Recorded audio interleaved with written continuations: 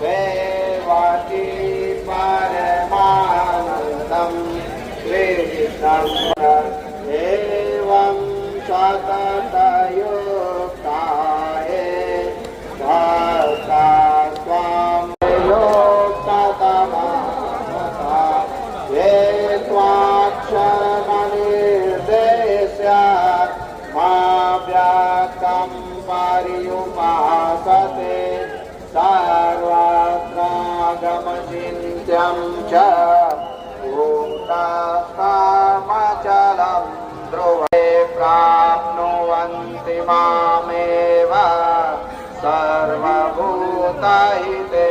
रतां क्लेशोऽधिकचेतसां अव्यस्तायिगतिर्दुःखम् ओम धर्म विद्युत्तमाय नमः।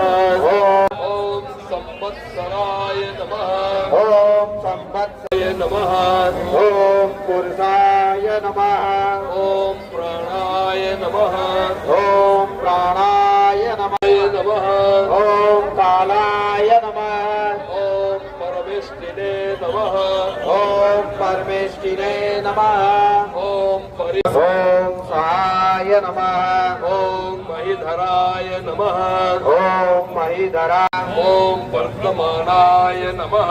ओम वर्धमानाय नमः।